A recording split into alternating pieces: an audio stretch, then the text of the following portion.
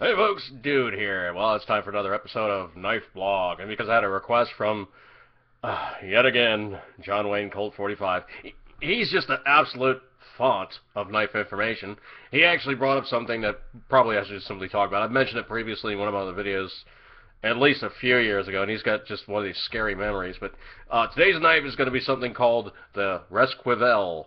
Resquival, basically, if you look for it on eBay, will put you onto well, Spanish guys probably wearing the most, let's just say, conforming pelvic type devices, and yeah, it's probably like a gay magazine for Spanish guys, okay? Don't search for Resquival and not be expecting to see something like that, but in this case, what it is, it's actually a copy, or actually the conclusion of the production thereof, of a knife known as the Life Knife.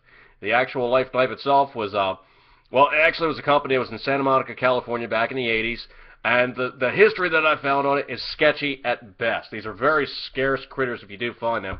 But there was a guy by the name of Douglas C. Berner. He did a 1986 book called Survival Knife Reference Guide, which included a chapter on the Life Knife family. Now, some of these knives actually look a lot like Explorers because they were made by the same guys in Japan. So actually, it was like the hollow handle with, like, you know, kind of the spear point blade with like the saw teeth on the back, and, you know, pretty standard stuff. I got a bunch of them. I could show you one an example, but you've seen them all before. It's just an Explorer knife, nothing crazy. Also was put out by Parker. Also was put out by Valor. Also was put out by a bunch of other companies, unbranded. It's all the same basic knife. But he included a chapter called the Life Knife Family. He said that the knives were designed by a guy named Peter Klicka. So King Lima India King Alpha, and manufactured and marketed by his company called Life Knife. They actually weren't made here in the United States. They're actually made in Japan and shipped over. Box was address 771 Santa Monica, California 90406. First model was introduced in 1982, and I remember these things back when I was a kid, and I loved these things and wanted to get one. I only saw them for a few times in the knife stores, and they disappeared. And by 1986, you know, they had 6 models, including a folder, a floating fillet knife. All was illustrated and described in the book in detail. Some of them were privately branded by the Parker Cutlery and Gutman Cutlery Edgemark brand. All were manufactured in Japan, although Berner does not indicate which contractor or contractors were actually making them.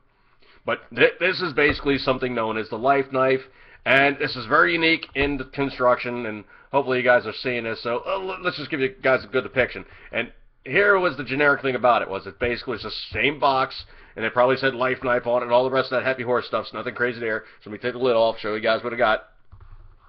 Basically had the knife, and it is a hollow handle with a compass on board. It's not the best compass. The construction on it as such is basically just plastic with this blade that's just been embedded in the plastic. So basically what they did was they took the blade, they put it in a mold, squished the plastic in around it. Does have an O-ring, does actually have a compass. Compass kind of works, not great. It's kind of not great construction. Now if you see the detail on this, hopefully it shows. I'm really kind of over flashing the camera to some degree, but I know it's not going to show great, but there is actually like script and writing on the outside of the handle here. And what the script and writing does, it shows you like how to draw like lines on the ground, show like direction of travel for, like, you know, air searches, has Morse code, has basic, you know, ground signalings, you know, that's put up there for, like, you know, the guys that are flying over seas or flying over your land area on the beach where you've, you know, basically gotten off the life raft and you now saved yourself. So what's unique about this knife, because it's got this big bulbous handle? Well, it's this. The construction on the blade is whisper thin. It is sharp on one side, serrated on the other, mild spear point, so it's going to be killer. Let's just hopefully show you guys some detail here. It is going to be killer on your life raft, okay? Most of the time you see these knives that are set up for life rafts, they have no point.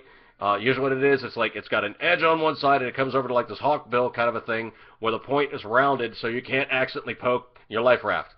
Now, the kicker is this thing actually will float. The construction is such that most of the weight is predominantly, I mean, the point of balance is like, it's like right here. I mean, this thing is nothing but one big honking piece of plastic with a little bitty piece of steel, just enough to make it a knife. I would never baton with this thing. I would very, very charitably whittle with this thing. I would probably use it only for dressing my game very, very nicely, very, very lightly, and very, very politely.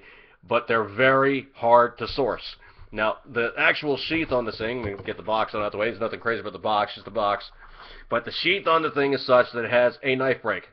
So you break the knife break, the knife then slips in, and it is very, very prominently locked into place. I mean, it's actually got it's got its own little safety catch, because there's actually like a little notch here that the blade falls into, and then it catches on the guard because there's like a little ridge on the guard. So this is very well protected. It's very, very prominently put together. And the humorous thing about it is, if you look at this at the sheath itself, it says "Float Knife" with 2 different styles of font. Hopefully that shows, but it says "Float Knife." And of course they stylized the K to look like a guard. So hopefully you guys are seeing this. I know I don't have the highest resolution camera of all, but it then does have a little pouch on board, and it is pretty funny because the pouch is actually just holding, of all things, a sharpening stone, because you can't find a sharpening stone out in the on the beaches or anything like that, can you? Well, yeah, you can actually. It does have a tie down. It's just a standard sheath. But here's the cool part. It's actually branded to say that it actually is made with Cordura from DuPont. So actually this thing, it feels like a quality product, okay? Even though it's very light in construction, and it is not the most hardcore of devices which they utilize for survival purposes. It is actually a worker. I mean, there's no surprise on this thing. It actually does work. And it actually was put out as a survival implement. So, I mean, they actually did put this thing together with some kind of thinking as making it, do what it needed to do, and be that it had to be, because it had to be effective. So, let's just see what, measurements are in this booger. From nose to butt, it is approximately just over 7 inches overall length. The blade length on it is about 3.5 inches. Not huge, not great, but it'll do the job. Blade width is just under 1 inch. So let's go with millimeters here. Maybe that might work better. So let's go over here to millimeters. Okay, so let's see. Blade width is going to be about 20,